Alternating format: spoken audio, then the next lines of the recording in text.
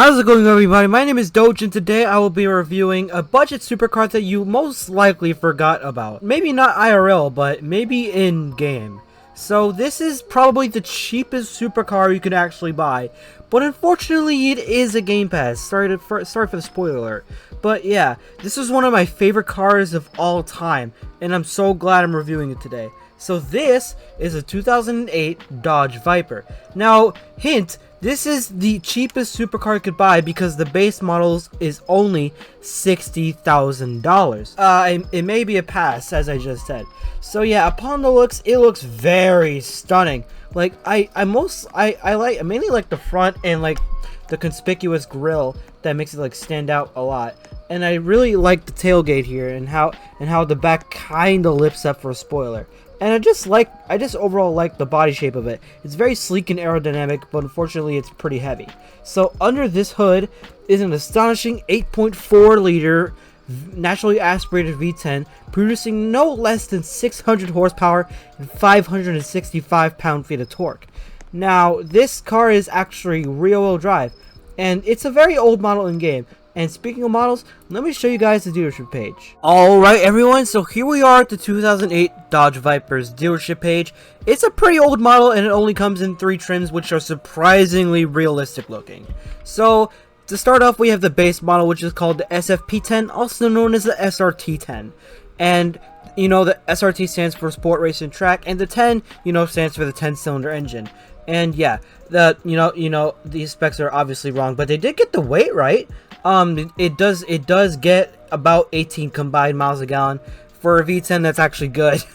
Alright, now we have the Hennessy version of it, which is an extremely powerful version, which is basically the base model, but like more aerodynamic, faster, lighter, and twin turbo.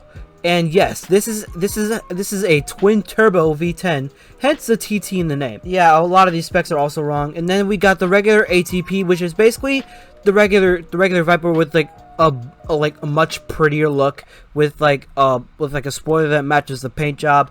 And in all honesty, these trims look amazing. Now, starting with the colors, it looks very, very nice, except the snakeskin green. I mean, it does kind of fit, but I mean, I still have a problem with it either way. So yeah, these colors are so nice. I highly recommend getting it in either one of them, whatever you guys feel like doing. All right, now I said it would be a pass, and yeah, unfortunately it is the sports pass. So if you guys do not have the sports pass, then I'm sorry for you.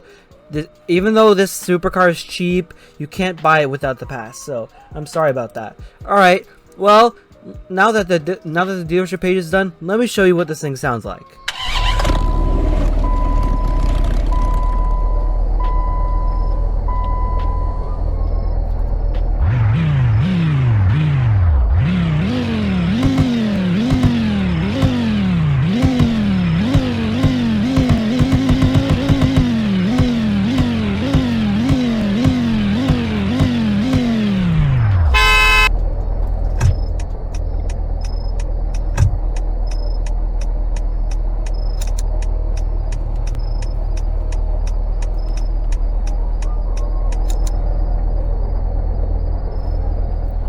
Alright, now that the sound and lighting test is done, which isn't really all that great when it comes to lighting, but anyway, let's go to the speed test, guys. Alright guys, though this comes with the manual transmission, like usual, I'm going to use semi because it's easier to shift. Alright, I'm going to floor it in 3, 2, 1, go.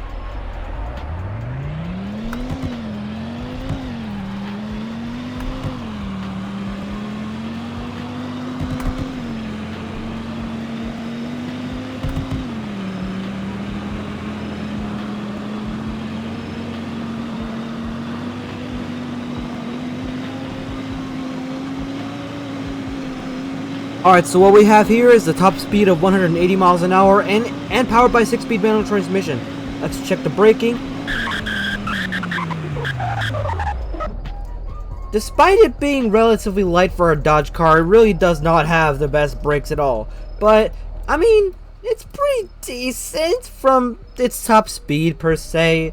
But yeah, on to the driving experience. Okay, upon the driving experience, it's actually pretty nice to drive. I wouldn't really consider it a daily driver due to, like, you know, its fuel efficiency, and you know, I mean, sure, it is kind of slow for a supercar, but come on, it's a V10. You can't turn that down. It's kind of like a souped-up American BMW. Okay, forget I just said that. But anyway, this is kind of nice to drive, but again, I wouldn't really suggest it as a daily driver because, you know, IRL it's incredibly dangerous to drive due to a lack of safety equipment and poor fuel efficiency. So, I mean, this is a game, so you guys can do whatever you want. I personally love this car to the highest extent. It's cheap, it's fast, not particularly fuel efficient, and pretty nice to drive. Its 6-speed manual also shifts extremely well. It's extremely cooperative, and overall, I just love it. It has a very decent top speed as well. It has 180 as a top speed, which for a Dodge from this era is incredibly cool. The handling, it's okay. I mean, the new generation handles a lot better, being that it's you know, used on the Nürburgring, and has a reasonable time for its weight, and it's really fast. The new generation is much faster than this, but like, still, it's a Viper. It sounds cool and aggressive. It looks cool and aggressive, and overall, it's a budget supercar.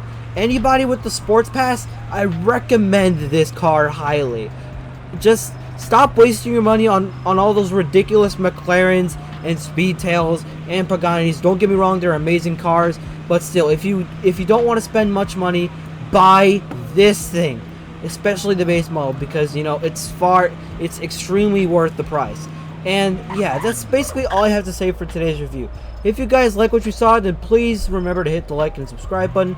And by the way, the roleplay series will officially return this weekend. I'm sorry I didn't stick to my word about last week. It was just a real hassle to get everybody together. But still, I will try my hardest to get the next roleplay series video out this weekend. So yeah, stay tuned for that, guys. Alright, anyway, if you guys want to see more car reviews like this, then please be sure to leave a like and smash the subscribe button, and I'll see you guys very, very soon. Thanks for watching, and have a great rest of your day.